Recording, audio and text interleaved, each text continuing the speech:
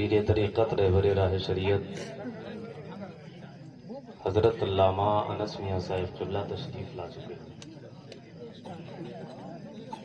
آپ حضرت کا دیدار کرتے رہیں، نیکیوں میں اضافہ کرتے رہیں۔ یہ وہ لوگ ہیں جن کے بارے میں اعلیٰ حضرت نے کہا ہے کہ تیری نسل پاک میں ہے بچہ بچہ نور کا،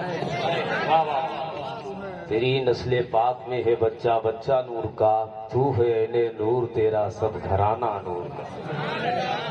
یہ نور والے آئے ہیں آج ہماری محفل میں، دیدار کیجئے اور حضرت کے فیوز و برکات سے مالا مال ہوئیے۔ ممبر شریف پر قاری بلال صاحب قبلہ تشریف رکھتے ہیں، جو آپ کی بستی میں ماشاءاللہ خدمت دین انجام دے رہے ہیں۔ بڑی خوشی کی بات یہ ہے کہ ہمارے رفیق گرامی وقار مولانا چاند عالم منظری صاحب نے بانی الجامعۃ الاسلامیہ غریب نواز، ماشاءاللہ ان کا ادارہ مدرسہ دیکھ کر دل کو بڑی تسکین حاصل ہوئی، اور دل سے یہی دعا نکلی مولا کریم ان کو دین کی خوب خدمت کرنے کی توفیق عطا فرما دے، اور ہم سب کا بالخصوص تالگرام اور اطراف کا ان کو ساتھ نصیب فرما دے۔ ایک عالم دین اگر بستی کے اندر رہتا ہے تو پوری بستی اس سے فیضیاب ہوتی ہے، تو یہ مدینے والے کا کرم ہے کہ اس نے اپنے کرم سے آپ کی بستی میں ایک بہترین عالم دین بھیجا ہے، اور انہی کے ساتھ قاری اخلاق صاحب کھولا ماشاءاللہ، یہ بھی دین اور ملت کے لیے کام کر رہے ہیں۔ آپ حضرات نے اپنی تک نعت و منقبت سماعت کی، شاعر ہندوستان جناب محترم مولانا فردوس رضا آفاقی، ان سے آپ اچھا سماعت کر رہے تھے، تھوڑی دیر کے لیے توجہ کریں، اس کے بعد یہ مائک اور اسٹیج حضرت کا ہے، حضرت کی اجازت ہے تو میں آیا ہوں، ان کی اجازت کے بغیر میں تقریر نہیں کر سکتا۔ تمام تر سامعین سامعات السلام علیکم ورحمۃ اللہ وبرکاتہ۔ الحمدللہ والفقہ الاکبر والجامع الکبیر لی زیادات فیضہ المبسوط درر الغرر بہ الہدایہ ومنہ البدایہ والیہ النہایہ بحمدہ الوقایہ ونقایۃ الدرایہ وعین العنایہ وحسن الکفایہ والصلاة والسلام علی الامام الاعظم لرسل الکرام مالکی وشافعی احمد الکرام یقول الحسن بلا توقع محمد الحسن ابو یوسف فإنه الأصل المحيط لكل فضل بسيط وبجيس وبسيط البحر الزخار والدر المختار وخزائن الأسرار وتنوير الأبصار ورد المختار على منه الغفار وفتح القدير وزاد الفقير وملتقى الأبهر ومجمع الأنهر وكنز الدقائق وتبيين الحقائق والبحر الرائق منه يستمد كل نهر فائق فيه المنية وبه الغنية ومراق الفلاح وإمداد الفتاح وإيزاه الإصلاح ونور الإزاح وكشف المزمرات وحل المشكرات والدر المنتقى أما بعد فأعوذ بالله من الشيطان الرجيم بسم الله الرحمن الرحيم اهدنا الصراط المستقيم آمنت بالله صدق الله العظيم وصدق رسوله النبي الأمين المتين المعين الكريم ونحن على ذلك لمن الشاهدين والشاكرين والحمد لله رب العالمين۔ کوئی گل باقی رہے گا نہ چمر رہ جائے گا، کوئی گل باقی رہے گا نہ چمر رہ جائے گا، پر رسول اللہ کا دین حسن رہ جائے گا۔ ہم سفیروں باغ میں ہیں کوئی دم کا چہچہا، ہم سفیروں باغ میں ہیں کوئی دم کا چہچہا، بلبلیں اڑ جائیں گی سونا چمر رہ جائے گا۔ اطلسوں کم خواب کی نازا پیشاب پر نازا نہ ہو، اس تنے بے جان پر خالی کفن رہ جائے گا، اور زندگی ناز نہ کر تیرا بھروسہ کیا ہے، زندگی ناز نہ کر تیرا بھروسہ کیا ہے، آدمی ریت کی دیوار ہے رکھا کیا ہے۔ زندگی پر تکبر کرنے والے کتنے لوگ آج زمین کے نیچے آرام سے سو رہے ہیں، زمین پر اکڑ کر چلنے والے کتنے لوگ آج زمین کے نیچے آرام سے سو رہے ہیں، آج ان کے گوشت زمین کے ذرات میں مل چکے ہیں۔ تو زندگی ناز نہ کر تیرا بھروسہ کیا ہے، زندگی ناز نہ کر تیرا بھروسہ کیا ہے، آدمی ریت کی دیوار ہے رکھا کیا ہے۔ آئیے بلا تاخیر نبی آل نبی کے بارگاہ میں درود پاک پڑھیں۔ صلی اللہ علیہ نبی و امہ و آلہ و بارک وسلم، صلاۃ و سلام علیک یا رسول اللہ صلی اللہ تعالی علیہ وسلم۔ بھائی آواز بول دیجئے تھوڑی۔ میرے سرکار علیہ السلام کی وہ 63 سال کی انقلابی زندگی، جس زندگی میں سرکار نے دنیا کے نظام کو چینج کر دیا۔ سرکار علیہ السلام مکے میں پیدا ہوئے اور مکے میں پیدائش سے لے کر 40 سال تک کی زندگی مکے کی گلیوں میں گزاری۔ 40 سال تک مکے کے لوگوں نے آپ کو سچا کہا، آپ کو اچھا کہا، آپ کو نیک کہا، آپ کو صالح کہا، آپ کو امین کہا، آپ کو صداقت کا تاجدار کہا۔ جب میرے سرکار نے 40 سال کے بعد نبوت کا اعلان فرمایا تو وہ لوگ جو آپ کو امین کہہ رہے تھے، وہ لوگ جو آپ کو سچا کہہ رہے تھے، وہ لوگ جو آپ کو اچھا کہہ رہے تھے، ان لوگوں نے آپ کی تکذیب کی اور یہ کہا کہ یہ اعلان نبوت کا جو فرما رہے ہیں اس اعلان میں یہ جھوٹے ہیں۔ اللہ پر میرے سرکار کی 40 سال کے بعد جو زندگی ہے 13 سال کی، یہ بڑی دشوار بھری زندگی ہے۔ اس کو بیان کیا جائے گا تو آنکھوں سے آنسو نہیں رکیں گے، کلیجہ روتا ہے، منہ کو دل کے ٹکڑے ہوتے ہیں جب سرکار کی یہ زندگی پڑھتے ہیں۔ آج ہمارے ساتھ بھی یہ حالات ہوتے ہیں کہ ہمیں پریشانیاں دی جاتی ہے، لیکن یاد رکھنا سرکار کی جو زندگی ہے 13 سال کی، سرکار کے اسی 13 سال کی زندگی میں سرکار کو پتھر مارے گئے، راستوں میں کانٹے میں اس مصطفیٰ کے بچھائے گئے، دیوانے اور پاگل مجنون دیوانے لڑکے آپ کے پیچھے لگا دیے جاتے تھے اور کہا جاتا ہے کہ پیچھے اوباش لڑکے جب پیچھے چلتے تو دیوانہ اور پاگل کہا کرتے۔ سرکار نماز پڑھتے ہیں تو اوجھڑی اٹھا کر سرکار کی پشت انور پر ڈال دیتے ہیں۔ کون سا ایسا وہ وقت نہیں آیا کہ سرکار کو مکے کے گلی والے لوگوں نے ستایا نہیں، سرکار پر سنگریزیاں بھی گئیں، پتھر بھی مارے گئے، گالیاں بھی دی گئی، گھر گھر میں برائی ہونے لگی۔ دنیا جو آپ تو اب تک امین کہہ رہی تھی وہی آپ کو اب جھوٹا کہہ رہی ہے،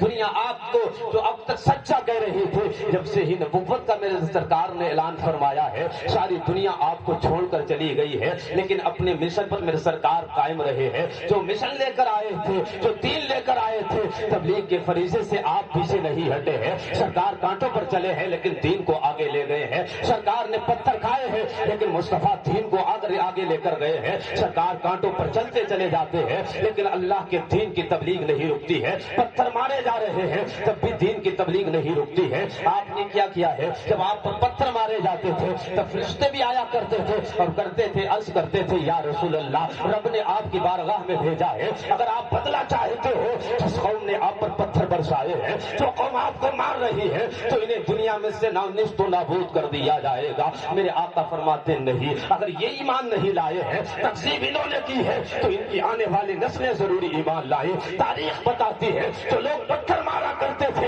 ان کی اولادوں نے کلمہ پڑھا ہے، ان کی اولادوں نے اسلام کا دامن تھاما ہے۔ سرکار 13 سال کی جو زندگی سرکار کی رہی ہے، سرکار پیچھے نہیں ہٹے ہیں، تبلیغ سے ہٹے نہیں ہے، سرکار نے اپنا مشن نہیں چھوڑا ہے، سرکار نے دین کا کام نہیں چھوڑا، پتھر بھی کھائے ہیں، دین الہی کا کام بھی کیا ہے، اور ہم تک جو دین آیا ہے سرکار کے خون کا اور پسینے کا اثر ہے، صحابہ کی محنتیں رہی ہیں جو ہم تک دین آیا ہے۔ بے شک بے شک، سبحان اللہ سبحان اللہ۔ 13 سال کی زندگی، مکے کی گلیوں سے نکلنا بھی مرضی اپنی نہیں، خدا کی مرضی سے مصطفیٰ نکلنے والے۔ 53 سال کی زندگی سرکار کی ہو گئی اور 53 سال کی زندگی جب ہوئی تو آپ کو ہجرت کا حکم آیا، پھر آپ نے مکہ چھوڑا، مدینے پہنچے، اپنی پریشانیوں کی وجہ سے مکہ نہیں چھوڑا، پتھر کھائے نہیں، لیکن جب رب کا حکم آیا تو آپ نے اس جگہ کو چھوڑ دیا جہاں آپ پیدا ہوئے۔ پیدائش کی جو جگہ ہوتی ہے اس سے بڑا لگاؤ ہوتا ہے، پیار ہوتا ہے. جن گلیوں میں بچپنا گزارا ہو، جن گلیوں میں آپ نے جوانی کا حصہ گزارا ہو، تو اس کی مٹی سے بھی پیار ہوگا. اسی مٹی سے ہم نے کبھی گروندے بنائے تھے، اسی مٹی سے ہم نے کبھی کھیل کے لیے لٹو بنائے تھے. انہی گلیوں میں بچپنے کے ایام گزارے، جوانی کا ایک حصہ گزارا، بڑھاپے کی دہلیز کو پہنچ گئے. میرے سرکار نے جب مکہ چھوڑا ہوگا تو بتاؤ کیسی میرے مصطفیٰ کے دل پر گزری ہوگی. کیونکہ انسان جب اپنے وطن سے نکلتا ہے، اپنے گھر سے نکلتا ہے، اور وہ بھی ایسے نکلے جب اسے مجبور کر دیا جائے، ظالم ظلم کریں، کوئی آپ سے کہ تالگرام چھوڑ دو، اور آپ کو اتنا ٹارگیٹ کیا جائے کہ آپ کو تالگرام چھوڑنا پڑ جائے، تو بتاؤ ایک بار نکلتے وقت اس کی مٹی کی طرف پلٹ پلٹ کر دیکھیں گے، اس کے قلعے کی طرف دیکھیں گے. پتہ نہیں یہ قلعہ دوبارہ دیکھنے ملے گا کہ نہیں ملے گا. طرح طرح کے خیالات آتے ہیں. میرے سرکار اپنے مشن پر قائم رہے اور 13 سال تک پتھر بھی کھائے ہیں مصطفیٰ نے، لیکن دین کا کام نہیں. مدینے میں آئے دین کا کام، سرکار دنیا سے گئے، صحابہ نے دین کا کام کیا، صحابہ کرام نے دین کا کام کیا، اور پوری دنیا میں اسلام پھیلایا، پوری دنیا میں اسلام. اب حالات بدلے، اب کوئی نبی نہیں آئے گا، کوئی رسول نہیں آئے گا، نبوت اور رسالت کا دروازہ بند. اب دین کی بقا کہاں سے ہے؟ اب دین سلامت کہاں سے ہے؟ آج جو ادارے دیکھ رہے ہو، یہی ادارے دین کی بقا اسی سے ہے. یہ ادارے نہیں ہوتے تو مسجدوں میں امام نہ ملیں گے، یہ ادارے نہیں ہوں گے، جلسے جلوس میں کوئی بولنے والا نہیں ہوگا. جو آج ہم تک دین پہنچا رہا ہے یہ مدرسوں کی دین ہے. اسی میں پڑھنے والے کوئی قاری بنتا ہے، کوئی عالم بنتا ہے، کوئی مفتی بنتا ہے، کوئی محدث بنتا ہے، اور یہی دین کے مبلغ بن کے گلی گلی جاتے ہیں دین کا پرچار. سبحان اللہ، سبحان اللہ، سبحان اللہ، سبحان اللہ. آپ کے قصبے میں جامعہ اسلامیہ غریب نواز کھولا گیا ہے. مجھے خوشی اس بات کی ہے، کیونکہ اگر یہ ادارے قائم ہوتے رہیں گے اور قصبوں میں ادارے جب چلیں گے تو پھر لوگوں کے تک دین پہنچتا رہے گا. دین پہنچتا رہے گا لوگوں تک. ان کی محنتیں ہیں کہ انہوں نے یہاں تک اس کو لائے ہیں. کام کرنا ان کا کام ہے، اس میں ترقی دینا میرا اللہ کا کام ہے. اللہ ذرے کو بھی آفتاب بنا دیتا ہے، اور جس سے چاہتا ہے اپنے دین کا کام لیتا ہے. یہ تحفے کی شکل میں آپ کی بستی میں آئے ہیں، یہ امانت ہے، ان کی حفاظت کر لو، ورنہ یہ امانت اگر ضائع ہو گئی یا یہاں سے انہوں نے کوچ کر لیا، انتقال کر لیا، اس لیے آج ہمارے پاس وقت ہے ان سے جڑنے کا، ان سے قریب ہونے کا، انہیں مضبوط کرنے کا. انہیں مضبوط نہیں بلکہ خود مضبوط ہو جائیں گے. مدرسے کو مضبوط کرنا، اپنے آپ کو مضبوط کرنا، دین کو مضبوط کرنا ہے. مدرسے قائم کرنا، نبوت و رسالت کا دروازہ بند. اب یہی علماء کام کریں گے، دین کے مبلغ کام کریں گے، دین کے جاننے والے کام کریں گے، جو گھر گھر تک اسلام کی شمع کو اور اسلام کے احکامات کو پہنچا رہے ہیں. یہ مدرسے ہیں تو دین سلامت ہے. جس دن یہ مدرسے نہیں ہوں گے اس دن کوئی ہماری آواز اٹھانے والا نہیں ہوگا. آج دیکھتے ہو حالات،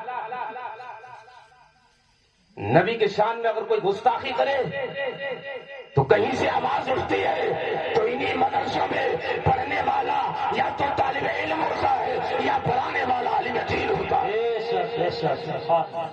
بتاؤ کتنی قربانیاں دی ہیں. جب خلق قرآن کے مسئلے پر اعتراض کیا گیا تھا، کوئی ایک امام کھڑا ہوا جس کو دنیا احمد بن حنبل کہتی ہے، گھوڑے پر سائے گئے، مارا گیا دین کے خاطر، لیکن وہ دین پر اس طریقے سے قائم رہا جو کہہ رہا تھا یہ جان تو دینا کمانا ہے، مصطفیٰ کے دین کا سب نعرہ تکبیر، نعرہ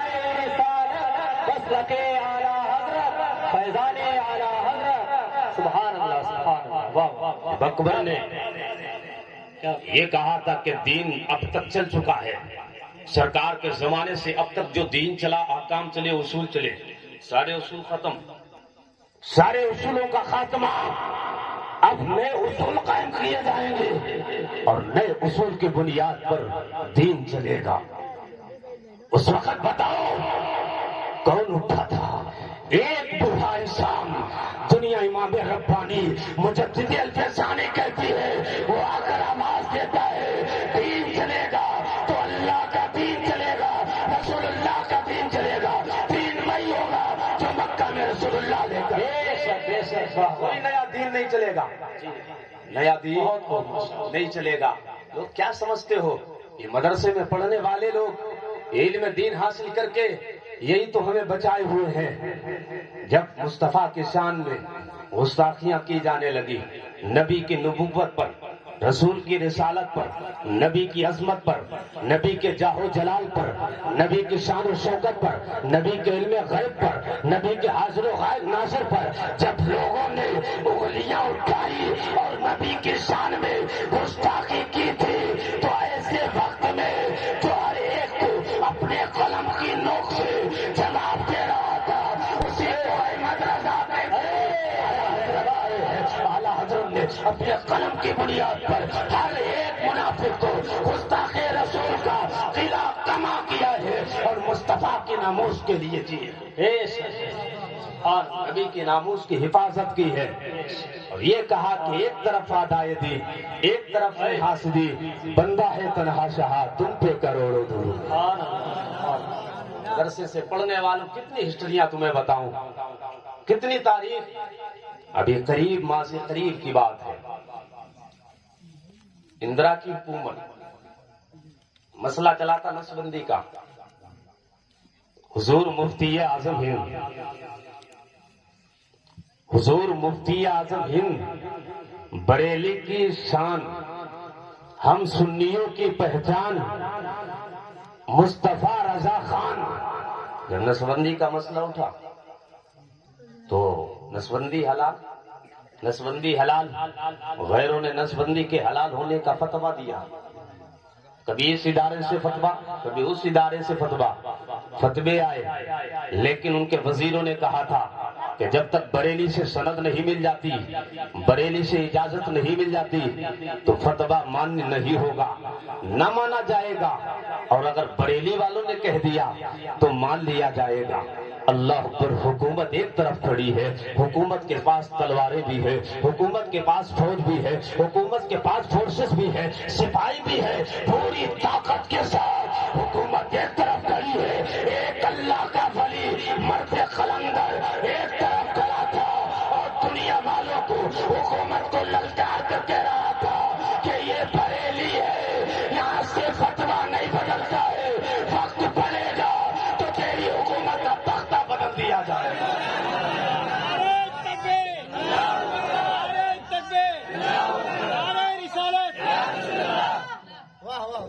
دنیا نے دیکھا کہ اسی مرد قلندر کی للکار سے آج تک جو لعنت برس رہی ہے کانگریس پر، آج تک وہ حضور مفتی اعظم ہند کی فٹکار، وہاں سے جو دھتکار دیا جاتا ہے زمین پر، جو آسمان پہ ہوتا ہے زمین پہ آ جاتا ہے، زمین پہ گر جاتا۔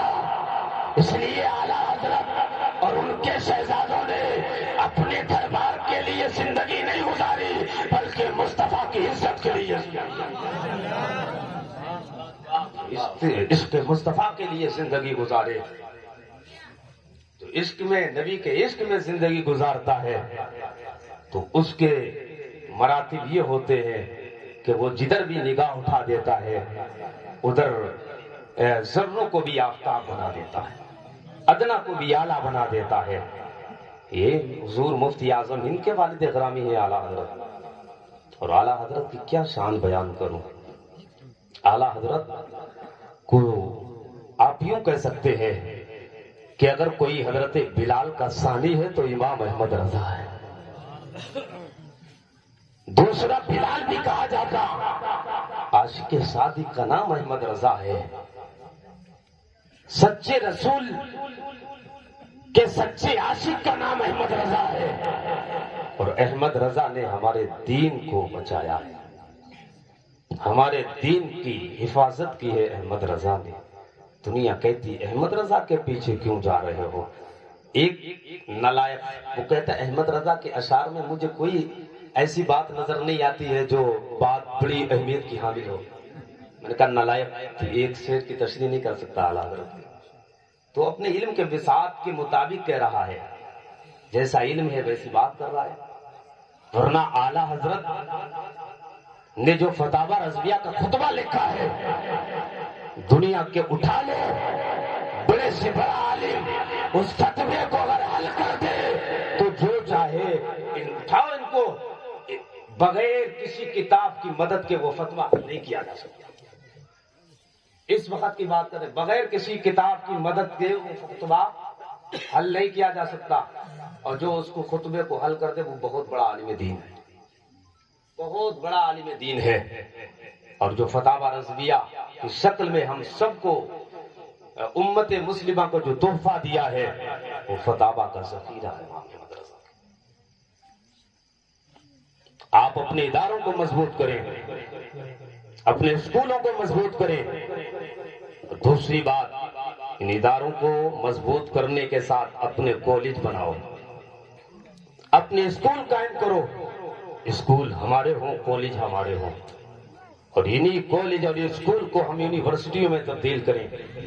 آج حالات یہ کہ ہمارے کالج نہیں ہیں، اسکول نہیں ہے، غیروں کے یہاں اپنی بچیوں کو بھیجتے ہیں۔ جب غیروں کے یہاں ہماری بچیاں بیٹیاں جائیں گی تو بتاؤ تمہارا جب اسکول بھی نہیں تو کہاں وہاں جو حکم چلے گا وہ اسکول کے مالک کے چلے گا، تمہارا چلے گا؟ ہمارا کیوں کر چلے گا؟ اس لیے کہ ہمارا وہاں کوئی حق تصرف نہیں ہے۔ اگر ہمارا کالج ہوتا تو اسلامی تہذیب اسکول کے اندر لاگو کرتے، لیکن آج بڑے افسوس کی بات، گولڈ تو بنائے ہیں ہم نے پیٹرول پمپ کی ایجنسیاں تو قائم کی، گاڑیوں کی ایجنسیاں قائم کی، لیکن سب سے بڑی طاقت علم اور تعلیم ہے۔ مسلمان علم اور تعلیم سے بڑی دور ہے۔ جس اسلام کی ابتدا علم سے ہو رہی ہے، اقرا بسم ربک، قرآن میں سب سے پہلی آیت نازل ہوئی وہ پڑھنے اور پڑھانے کے تعلق سے نازل ہوئی۔ تعلیم و تعلم کے اعتبار سے پہلی آیت اقرا بسم ربک الذی، جس میں پڑھنے کا حکم دیا گیا، جس میں پڑھنے کا حکم دیا گیا، لیکن قوم مسلم پیچھے چلی گئی۔ تعلیم اسلام سے دوریوں کا سبب یہ بنا کہ ہم چور بن گئے، ہم ڈاکو بنے، ہم شراب پینے والے بنے، ہم زناکاری بدکاری کرنے والے بنے، ہم حرام کا رزق کمانے اور کھانے والے بن گئے۔ ہم نے پڑوسی کا حق مارا، بھائی کا حق مارا، باپ کی عظمت کو بھول گئے، ماں کا وقار اور اس کی عظمت کو بھول گئے۔ ایک بڑے بھائی کا ادب کیا ہونا چاہیے، عالم دین کا ادب کیا ہونا چاہیے، طالب علم کا ادب کیا ہونا چاہیے، بھول گئے۔ کیوں؟ اس لیے کہ ہم نے پڑھا نہیں، ہم جانتے نہیں، دین سے اتنے دور چلے گئے ہیں۔ آج دیکھو حالات تمہارے کیا ہے، شراب کے اڈے آج تم سے آباد ہو رہے ہیں۔ قوم مسلم شراب کو بند کرنے کے لیے آئی ہے، مسلمان شراب پر تمام تر گناہوں کے جراثیم پر پابندیاں لگانے کے لیے، ختم کرنے کے لیے آئی ہے۔ اٹھاؤ وہ دور، ان شراب کے اڈے کون آباد کر رہا تھا؟ جو لوگ آباد کر رہے تھے اس کو کس نے بند کیا تھا؟ جو شراب پیتے تھے ان کے منہ سے شراب کے جام کس نے چھینے تھے؟ جو شراب اس قدر پیتے تھے ان سے شراب کس نے بند کرائی ہے؟ مسلمان تھا جس نے شراب کو روکا اور شراب پینے سے، شراب سے لوگوں کو باز رکھا۔ آج اڈے تم سے آباد ہے، پھر چاہتے ہو کہ دنیا میں تمہیں وقار مل جائے، دنیا میں تمہیں عزت مل جائے۔ کبھی نہیں۔ جو قوم شراب کو بند کرانے کے لیے آئی ہے، آج وہی قوم شراب کو آباد کر رہی ہے۔ پھر عزت کی نگاہ سے کون تمہیں دیکھے گا؟ کون قدر کی نگاہ سے دیکھے گا؟ میں نے مسلم نوجوان کو دیکھا شراب کے اڈے پر، جب اس نے مجھے دیکھا، جاننے والا تھا، تو اس نے اپنا چہرہ چھپا لیا۔ مجھے بڑی حیرت ہوئی کہ ایک مسلمان شراب کے اڈے پر، شراب کے اڈے پر اگر دودھ بھی آپ پیے نا تو کہا جائے گا شراب پی رہا ہے کہ نہیں ایسا؟ شراب کے اڈے پر، بدکاری کے اڈے پر آپ شہد پیے تب بھی آپ کا شمار شرابیوں میں ہوگا. اس لیے محل کا اثر پڑتا ہے. فرمایا گیا اتقوا مواضع التہم، تہمت کی جگہوں سے بچو، اس سے دوریاں بناؤ. آج کھویا ہوا اگر وقار تمہیں مل سکتا ہے، کھوئی ہوئی عزت اگر مل سکتی ہے تو آج مصطفیٰ کے طریقے پر آ جاؤ، نبی کے طریقوں پر آ جاؤ. آج بھی وہ کھویا ہوا مقام تمہیں مل سکتا ہے، آج بھی عزتیں مل سکتی ہے.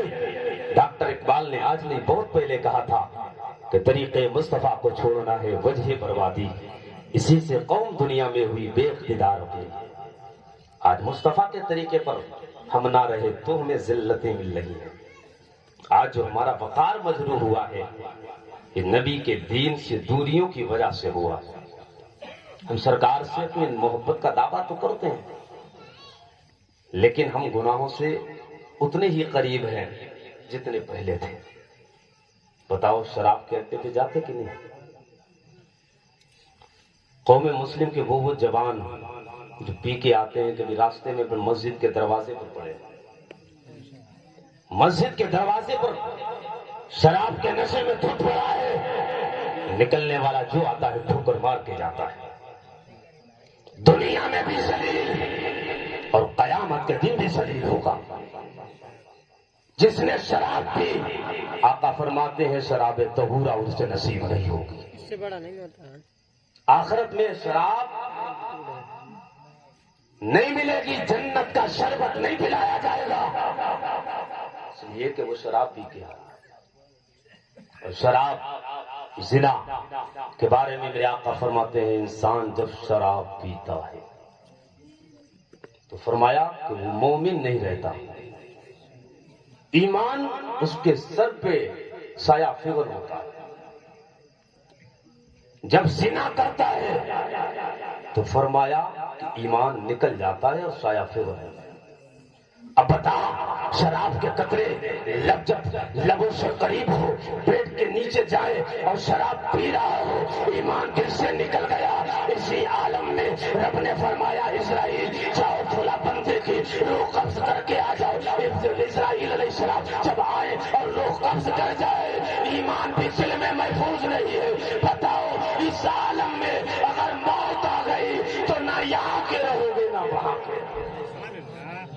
ایمان بھی چلا گیا جو دولت لے کر ملی تھی مصطفیٰ کے ساتھ، وہ بھی چلا گیا. ہم نبی کی محبت کا دعویٰ کرتے ہیں لیکن ہماری محبت میں کمال نہیں ہے، ہماری محبت کامل نہیں ہے مصطفیٰ سے، سچا پیار نہیں ہے نبی سے. اگر سچا پیار اور کامل محبت سرکار سے ہو تو کبھی تم سرکار کی باتوں کے خلاف نہ جاؤ، کبھی تم شراب کے قریب نہ جاؤ، کبھی تم نشے کے قریب نہ جاؤ، کبھی زنا کی طرف قدم نہ اٹھاؤ، کبھی تم بے حیائی اور بے شرمی نہ دکھاؤ، کبھی گناہ جیسی نجاست کے قریب نہ جاؤ. یہ کب ہوگا؟ جب ایمان میں کمال ہو، جب سرکار کی محبت کامل ہو، سرکار سے سچا پیار ہو. مدینے کی گلیاں ہیں، صحابہ کی مقدس جماعت ہے، میرے سرکار پوری آن بان شان کے ساتھ بیٹھے ہوئے. سرکار نے صحابہ سے فرمایا وہ میرے صحابہ، اللہ نے شراب کو حرام کر دیا گیا، شراب حرام، جاؤ مدینے کی گلیوں میں اعلان کر دو. مدینے کی گلیوں میں ایک منادی نکلتا اعلان کرتا جا رہا ہے میرے نبی نے سرکار کو حرام قرار دیا، سرکار نے شراب کو حرام قرار دیا ہے. اللہ اکبر ندا کرتا جا رہا ہے مدینے کی گلیوں میں. جیسے ہی صحابہ سنتے جا رہے ہیں اور جیسے ہی سنتے ہیں فوراً عمل کرتے ہیں. شراب کے مٹکے بھرے ہوئے رکھے ہوئے تھے، شراب کے جام بھرے ہوئے رکھے ہوئے تھے، شراب کی بوتلیں بھری ہوئی رکھی ہوئی تھی. حالات اتنے خراب تھے کہ سوتے تھے تو شراب کا مٹکا بھرا ہے، جا جاگتے ہیں تو شراب پیتے ہیں، اٹھتے ہیں تو شراب پیتے ہیں، چلتے ہیں تو تھیلے میں شراب ہوتی ہے، جب ناشتے کے لیے کھانا لگایا جاتا ہے تو شراب کی بوتل بھی رکھی جاتی ہے۔ یعنی رات دن جو قوم شراب پی رہی ہے، شراب کے اتنے عادی بن چکے ہیں، سرکار کا ایک اعلان ہوتا ہے، مدینے کی گلیوں میں منادی ندا کرتا جا رہا ہے، اللہ کے نبی نے شراب کو حرام قرار دیا ہے۔ جو مٹکے شراب کے بھرے ہوئے رکھے ہوئے تھے، سرکار کی محبت کی وجہ سے صحابہ نے مٹکے اٹھائے ہیں، مدینے کی گلیوں میں شراب کو بہا دیا ہے، مدینے کی گلیوں میں پانی کی جگہ شراب بہ رہی تھی۔ شراب کس کی وجہ سے بہی ہے؟ اس لیے کہ آج مصطفیٰ نے کہا ہے، کون بہا رہا ہے؟ وہ لوگ ہیں جو انہوں نے شراب کو اتنا پیا ہے، اتنے عادی ہیں شراب کے کہ رات دن شراب کے نشے میں اور شراب پیتے ہیں۔ ایسی قوم سے میرے آقا فرماتے ہیں شراب حرام ہے، وہی قوم شراب کو پھینک رہی ہے، وہی قوم شراب کی بوتلیں گلیوں میں پھینک رہی ہے۔ شراب جب پہنے لگی، تاریخ میں آتا ہے کئی دن گزر گئے، شراب پھینکتی جا رہی تھی اور بدبو کا عالم یہ تھا کہ مدینے کی گلیوں سے شراب کی بدبو اٹھ رہی تھی۔ صحابہ سے پوچھا کسی نے، وہ میرے صحابہ، یہ میرے اللہ کے نبی کے صحابہ، یہ بتاؤ وہ شراب جو آپ ایک عرصے سے پیتے چلے آئے ہو، اٹھتے ہو تو شراب پیتے ہو، جاگتے ہو تو شراب پیتے ہو، آپ کا اتنا محبوب عمل ہے، لیکن آپ نے کیسے چھوڑ دیا؟ آپ کیسے شراب کو بہا دیے ہیں؟ ہمیشہ ہمیشہ کے لیے آپ نے شراب کو چھوڑا۔ تو صحابہ کہتے ہیں ہم نے آمنہ کے لال سے پیار کیا ہے، ہم نے مصطفیٰ سے سچا عشق کیا ہے، اور سچے پیار کا یہ علامت ہے جب محبوب کی اداؤں کو اپنایا جائے، محبوب جن چیزوں سے روکے ان چیزوں سے رکا جائے، محبوب جن چیزوں کا کہے ان چیزوں پر عمل کیا جائے۔ اللہ پر صحابہ کہہ رہے ہیں ہم نے انہیں جانا ہے، انہیں مانا ہے، ان کے قول پر بھی عمل ہے، ان کے فعل پر بھی عمل ہے۔ وہ یہی کہہ رہے تھے اعلیٰ حضرت کی زبان میں، انہیں جانا انہیں مانا، نہ رکھا غیر ستا، للہ الحمد میں دنیا سے مسلمان۔ سبحان اللہ سبحان اللہ۔ نعرے تکبیر، نعرے رسالت، مسلک اعلیٰ حضرت، عشق محبت، عشق محبت، نعرے تکبیر، نعرے رسالت، لفظوں کو جوڑ جوڑ کے دیوان ہو گئے، ان کے کرم سے ظاہر ایمان ہو گئے، اور احمد رضا کا نام تو لینے کی دیر تھی، ندبہ کا سارے کوے پریشان ہو گئے۔ ندبہ شراب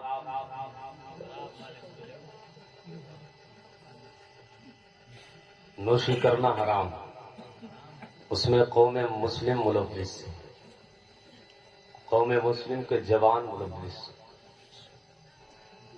اگر یہی جوانوں کا عمل رہا تو تمہارے ذریعے انقلاب نہیں آ سکتا۔ اگر تمہیں انقلاب پیدا کرنا ہے تو نبی کا سچا پیار دل میں بسانا ہوگا۔ اب کوئی عمر بن کر نہیں آئے گا، اب کوئی دوسرا خالد بن ولید نہیں آئے گا، اب نہیں آئے گا کوئی صلاح الدین ایوبی، اب کوئی دوسرا محمد بن قاسم نہیں آئے گا۔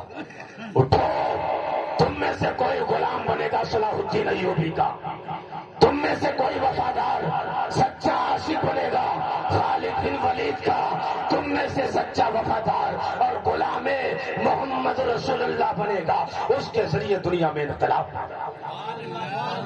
جوانوں اپنا طریقہ بدلنا پڑے گا۔ ایک جوان تھا 18 سال کا، دنیا محمد بن قاسم کہتی ہے، جب ایک بیٹی کی آبرو لٹ رہی تھی، اس بیٹری نے صدا لگائی تھی، اسی بھارت کی سرزمین، جب بٹوارا نہیں ہوا تھا، سندھ کی سرزمین تھی، حکومت تھی راجہ طاہر کی، حکومت فوجیوں نے گرفتار کر لیا قافلے کو، ایک مصطفیٰ کا کلمہ پڑھنے والی بیٹی بھی اسی قافلے میں تھی، نبی کا کلمہ پڑھنے والی ایک شہزادی بھی اسی قافلے میں، قافلے کو لوٹ لیا، مال و اسباب لوٹے اور قید بنا کر قلعے کے اندر اس کو بند کر دیا۔ مصطفیٰ کا کلمہ پڑھنے والی اس بیٹی نے ندا لگائی تھی، جو اس وقت اسلام کے بادشاہ کہلائے جاتے تھے، حجاج بن یوسف، ان کو ندا لگائی کہ میری مدد کیجیے، اور ندا بھی اس لیے لگائی کہ اس وقت ایمانی حرارت لوگوں کے اندر موجود تھی۔ اگر کوئی پکارتا مدد کے لیے تو اس کی مدد کرنے کے لیے حاضر بھی ہوتے تھے. آج ہمارے قریب میں اگر میری بیٹی کی آبرو لٹ رہی ہو دوسرا جاتا بھی نہیں ہے. اور حالات تو اتنے خراب کہ انسان خود اپنی جو ہماری رشتے میں بہنے لگتی ہیں ان پر اپنی نگاہ خراب کرتا ہے. بدکاریاں اتنی تو تم بتاؤ جب خود کی بیٹیوں کی حفاظت نہیں کر سکتے تو دوسروں کی بیٹیوں کی حفاظت ان سے کیا ہوگی. اس بیٹی نے کہا تھا کہ مدد کرنے کے لیے اس نے مدد مانگی تھی. جب جانے والے نے بتایا حجاج بن یوسف کو دوری ہے اتنی, 18 سال کا ایک جوان تھا اسی وقت, حجاج بن یوسف کا بھتیجا محمد بن قاسم دنیا کہتی ہے, کلیل جوان 18 سال کی عمر. جب حجاج بن یوسف نے تذکرہ کیا اور کہا ایک بیٹی نے آج بلایا, بیٹی کی آبرو کی بات ہے, اس کی عزت کی بات ہے, بیٹی ندا دے رہی ہے, آواز دے رہی ہے, پکار رہی ہے. اگر آج اس کی مدد نہ ہو سکی تو قیامت کے دن مصطفیٰ کو کیا منہ دکھائے گا, کیا منہ دکھائیں گے. تیرے دور میں بیٹیوں کی عزتیں لوٹی گئی, بیٹیوں کی عزتیں نیلام کی جا رہی تھی. جب بیٹی تجھے پکار رہی تھی تو تم مدد کرنے کے لیے کیوں نہیں گیا بیٹی کی مدد کرنے کے لیے. کیا جواب دے. آنکھوں میں آنسو, لمبا سفر ہے. تو قریب آئے محمد بن قاسم, کہا چچا یہ آنکھوں میں آنسو اور پیشانی پر جو پریشانی کے آثار ہیں یہ کیوں نظر. تو کہا ایک بیٹی نے بلایا. کہا کہاں. کہا سندھ کی سرزمین, راجہ طاہر کی حکومت اور ان کے فوجیوں نے اس بیٹی کو قید کر لیا. ہو سکتا اس کی آبرو لٹ جائے, ہو سکتا اس کی بیٹی کی عزت لٹ جائے. اور اگر بیٹی کی عزت اور آبرو لٹی تو کل خدا کے سامنے کون سا چہرہ لے کر جائیں گے, رسول کے سامنے کون سا چہرہ لے کر جائیں گے. جوان 18 سال کا ہے. جب 18 سال میں لوگ خود غیروں کی بیٹیوں کی عزتیں لوٹتے ہیں, وہ جوان غیروں کی بیٹیوں کی حفاظت کرنے کے لیے دل میں ارادہ کرتا ہے. اور آیا اور کہا چچا صرف 3 دن کا مہلت دے دیں, جمعے کا دن آ جائے. جیسے جمعے کا دن آئے گا اور لوگوں کے سامنے بیان کریں گے, ہو سکتا میرا ساتھ دینے والے کچھ لوگ اور کھڑے ہو جائے. اللہ پر جمعے کا دن آیا, خطبہ دیا. اس کے بعد کہا کہ جمعے کے بعد سارے لوگ ٹھہر جائے. پھر اپنا مدعا بیان کیا. کہا ایک بیٹی نے آج پکارا ہے اور بیٹی کی حفاظت کے لیے جو بھی کرنا پڑے گا ہم کریں گے. اللہ اکبر. جب بیٹی کی داستان سنائی گئی مسجد میں, اتنے غیرت والے لوگ تھے, ہر آنکھ سے آنسو بہ رہے تھے. اس لیے وہ یہ سوچ رہے تھے اگر میرے ہوتے ہوئے کسی بیٹی کی عزت کا جنازہ نکل گیا تو ہماری اس جوانی کا کیا ہوگا, کیا ہماری طاقت کام آئے گی. اللہ اکبر. ہر آنکھ سے آنسو ہے, ہر آنکھ رو رہی ہے, دل رو رہا ہے. اور سب نے کہا تھا گھروں میں بعد میں جائیں گے, سب سے پہلے بیٹی کی حفاظت کے لیے ادھر نکلیں گے جدھر سے بیٹی نے بلایا ہے. اللہ اکبر. سب سے پہلے حضرت محمد بن قاسم نے اعلان کیا ہے چاہو اپنی تلواریں جو ہو سکتی ہیں لے کر آ جاؤ, جو ہتھیار ہو سکتے ہیں لے کر آ جاؤ. سارے لوگ جاتے ہیں, جانے کے بعد جو بھی بن سکا ہے لے کر آگے سندھ کی طرف چلے ہیں. اللہ اکبر. راجہ طاہر کی حکومت کھڑی ہے, فوج کھڑی ہے, تلواریں ہاتھ میں ہے, اس کے مقابلہ کرنا ہے. کسی نے راستے میں پوچھا تھا وہ محمد بن قاسم کس کی آبرو بچانے کے لیے آیا ہے, تو غلام مصطفیٰ محمد بن قاسم کہہ رہا تھا یہ میری بیٹی محمد رسول اللہ کی امتی ہے, میری بہن ہے. جو مصطفیٰ سے اس کا رشتہ جڑ گیا تو مجھ سے جڑ گیا ہے, میری حقیقی بہن نہیں ہے, خون کا رشتہ نہیں ہے, مدینے والے سے یہ رشتہ چلا ہے, اس کی حفاظت کے لیے آیا ہوں. اللہ اکبر. جب یہ قافلہ گیا ہے, جب راجہ طاہر کی حکومت سامنے کھڑی ہے, فوج سامنے کھڑی ہے, مقابلہ کیا ہے, جان کی پرواہ نہیں کرتے ہیں. اگر پرواہ ہے تو بیٹی کی آبرو کی پرواہ ہے, پرواہ ہے تو بیٹی کی عزت کی پرواہ ہے. اللہ اکبر. یہ چھوٹا سا قافلہ جب قلعے میں گیا ہے, قلعے کو فتح کرتا ہے اور بیٹی کو حفاظت سے قلعے سے نکالا اور خدا کی بارگاہ میں سجدہ شکر ادا کیا اور کہا تھا یا اللہ تیرا شکر ہے کہ تو نے مجھے اس کام کے لیے چن لیا ہے. سبحان اللہ. نعرہ تکبیر, نعرہ رسالت, مسلک اعلی حضرت, مسلک اعلی حضرت, نعرہ تکبیر, نعرہ رسالت. سبحان اللہ. ہم سے اپنے بہنوں کی حفاظت نہیں ہو سکتی, پڑوس میں بسنے والی بچیاں ہم سے محفوظ نہیں ہیں. بڑی غیرت کی بات ہے. میری ماں بہنوں, آپ ان گناہوں سے بڑی دوریاں بنائیں. یہ گناہ آپ کو دنیا میں ذلیل کر دیں گے، اور جب قیامت میں اٹھو گی تو فاطمہ الزہرا کو کیا منہ دکھاؤ گی؟ آج جو بے حیائی کا عالم، آج بازار تم سے بھرے ہوئے ہیں. روپٹے سروں پہ ہیں کہ نہیں ہیں؟ آج تمہاری بھی نظریں خراب ہیں. قرآن میں آیا الزانیۃ والزانی فاجلدوا کل واحد منہما مئۃ عام، یعنی زانیہ اور زانی ان میں سے ہر ایک کے 100 کوڑے مارو اگر ان کا زنا ثابت ہو جائے. 100 کوڑے برسائے جائے. یہ ہے دنیا کی سزا. آخرت کی وہ سزا، آخرت کی آگ، قبر کی آگ، قبر میں بچھو، قبر کے سانپ، جہنم کا وہ کھولتا ہوا پانی جو آپ کے چہرے کو جھلسا دے گا جب قریب ہوگا. وہ سانپ اور بچھو جو اونٹ کے برابر ہوں گے وہ آپ کو ڈسیں گے. آپ کے صندوق ہوں گے، ان صندوق میں رکھا جائے گا.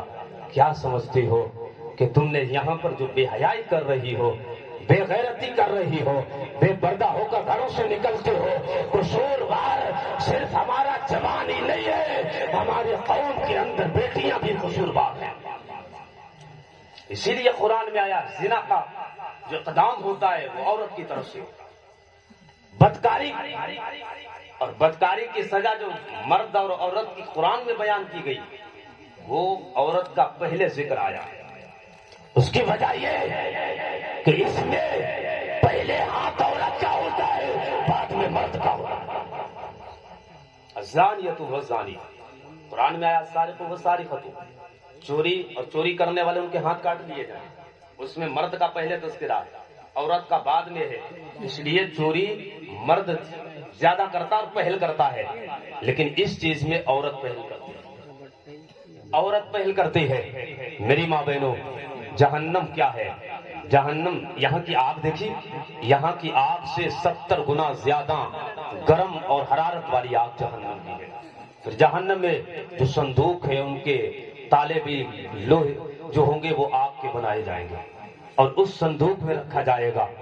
اور جو پانی تمہیں پیاس جب لگے گی پلانے کے لیے دیا جائے گا وہ اتنا گرم کھولتا ہوا ہوگا، قریب ہوگا نا چہرے کے تو چہرہ جھلس جائے گا، ہونٹ موٹے ہو جائیں گے، موٹے ہونٹ ہو جائیں گے. یہ عالم ہوگا. جہنم سے ڈرو. تمہیں یہ علماء صرف فضیلتیں بتانے کے لیے نہیں آئے بلکہ تمہیں ترغیب و ترہیب دونوں پہلو پر کام کرنے بتانے کے لیے آئے. اس لیے کہ تمہیں فضیلتیں بتا کر اور جنت کی بشارت یوں ان اعمال کے ذریعے جنت مل جائیں گی یہ بڑا آسان لگتا ہے، لیکن خوف اللہ کا پیدا ہو. آج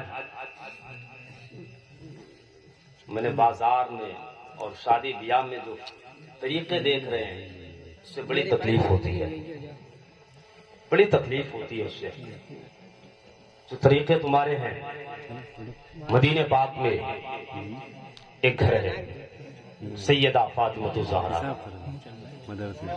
سیدہ فاطمہ الزہرا کا گھر، اور سیدہ اپنے گھر میں بیٹھی ہوئی.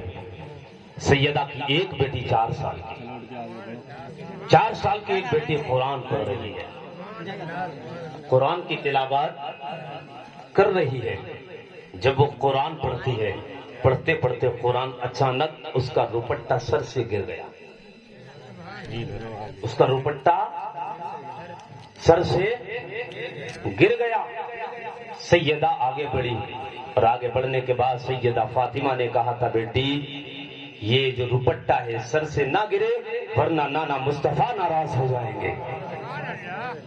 کون ناراض ہو جائے گا؟ نانا ناراض ہو جائیں گے.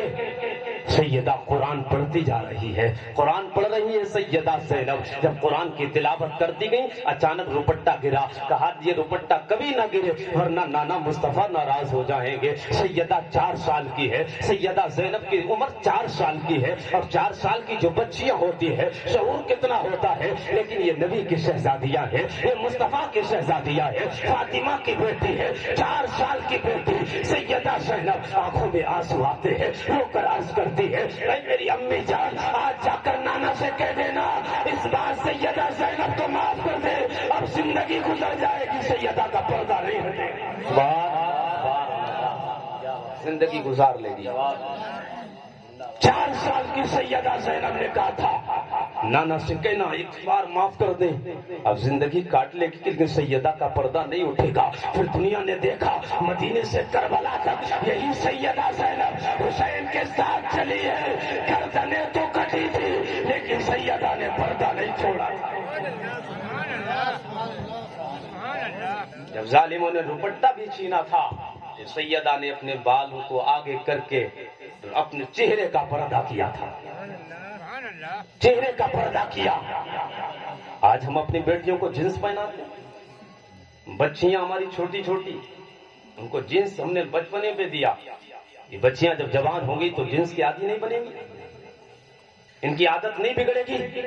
کبھی تم نے سکھایا انہیں کہ فاطمہ کی زندگی کیا تھی, سیدہ زینب کی زندگی کیسی تھی؟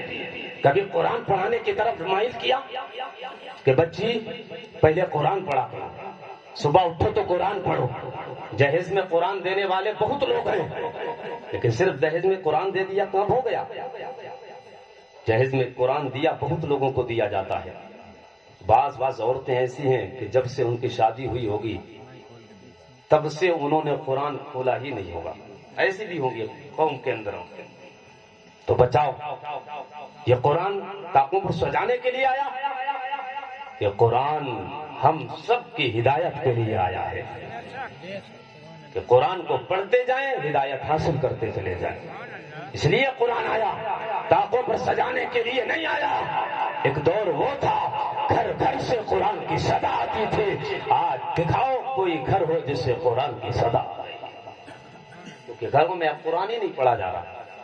صبح اٹھتی ہیں اور چہرے پہ پانی مار کر پھر اپنے کام کاج میں لگ گئی. 8-10 بجے اٹھنے والی ماں بہنیں, پھر بتاؤ ان سے کون سی بھلائی کی امید ہو سکتی ہے؟ ان کے ذریعے کون سا انقلاب آ سکتا ہے؟ ان کے حالات شادیوں میں دیکھو تو بے حیائی, اور جہاں پر اس کا بیٹی کا باپ ہوتا ہے اس کی خود کی بیٹی غیروں کے سامنے بغیر حجاب کے بات چیت کرتی ہے. یار ہماری شرم کا پانی نکل گیا. باپ بھی موجود, جس سے بات کر رہی ہے وہ اس کا کوئی محرم بھی نہیں ہے, کوئی خالہ کا لڑکا ہے, کوئی دور کا رشتہ دار ہے, اس سے باتوں میں مشغول. ادھر باپ بھی سامنے کھڑا ہے. جب باپ سامنے کھڑے ہو کر دیکھ سکتا ہے کہ اس کی بیٹی غیر سے بات چیت کر رہی ہے تو پھر بتاؤ یہ باپ کیا مربی بنے گا اس بیٹی کا, کیا تربیت دے گا اس بیٹی کو؟ یہ جب شادیوں میں گئی تو دنیا بھر کا میک اپ کیا انہوں نے. 8 دن پہلے انہوں نے میک اپ کا سامان بازار سے خرید کر لائی. میک اپ اتنا کیا انہوں نے, اتنا کیا میک اپ کہ جب جاتی ہے نا تو دھوم میں ان کے اوپر جب سورج پڑتا ہے تو ان کے چہرے کی اصل صورت سامنے آ جاتی ہے. کہنے کا یہ مقصد نہیں کتنا بھی کرو, لیکن جو حلال اور جائز ہے اتنا ہی کرو, اور جن چیزوں کا حکم دیا گیا وہ میک اپ وہ زینت ہونا چاہیے. لیکن ایک بات بتاؤ, بات یہ نہیں ہے کم یا زیادہ, بات اصل یہ ہے کہ غیر کے یہاں شادی ہوئی تو نے زینت کی, غیر کے یہاں شادی ہوئی تو نے زیب و زینت کی. لیکن یہ سنورنا اور اپنے آپ کو سنوارنا کس کے لیے ہے؟ غیر کے یہاں شادی ہے دنیا کو دکھانے کے لیے. زینت اگر کرنا تھی تو رات کے وقت میں تیرا شوہر جو گھر میں آتا ہے اللہ نے حکم دیا ہے اگر زینت کرنا ہے تو اپنے شوہروں کو. غیروں کے لیے جو زینت کر کے جا رہی ہو اللہ بھی ناراض ہوگا, اللہ کا رسول بھی ناراض ہوگا. تو اپنے شوہر کے لیے جو زینت کرو گی اس سے اللہ بھی راضی ہوگا, اللہ کا محبوب بھی راضی ہوگا. بس آخری بات, سرکار بیٹھے ہوئے ہیں, حضور سیدی سندی آقائی ملجائی مولائی سید انس میاں صاحب قبلہ تشریف رکھتے ہیں, اور حضرت کی اجازت سے صرف 10 منٹ زور سے کہہ دو یا رسول اللہ, یا رسول اللہ. یہ چہرے جو ہے کبھی کبھی دیکھنے کو ملتے ہیں, ان کو دیکھتے رہیے, ان کی برکتیں پوری سال ملے گی. ان کا ادب و احترام کرتے رہیے, پھر دیکھیے ان کا فیضان کیسے جاری ہوتا. ارے ان کے نانا نے اور ان کے باپ دادا, ان کے نانا نے گردنیں دی ہیں یار اسلام کے لیے, ہم نے کیا دیا ہے؟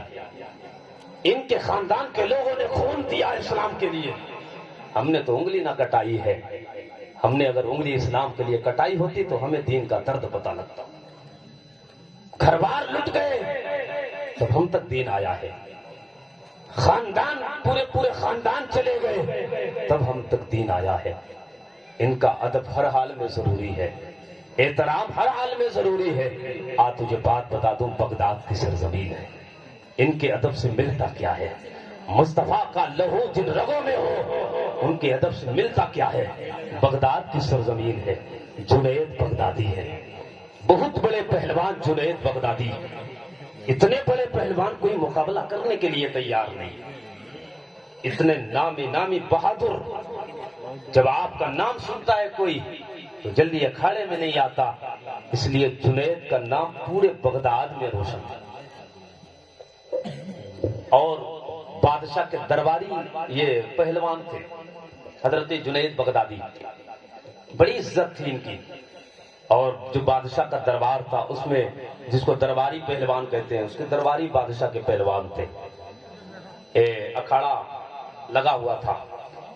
ایک دن ایک نبی کا شہزادہ فاطمہ الزہرا کا لخت جگر, فاطمہ کا بیٹا آیا بادشاہ کے پاس اور بادشاہ سے کہا, بادشاہ آپ کا جو درباری پہلوان ہے جنید, اس سے لڑنا چاہتا ہوں. کوئی جنید سے لڑ نہیں سکتا, کوئی جنید سے کشتی لڑنے کے لیے تیار نہیں.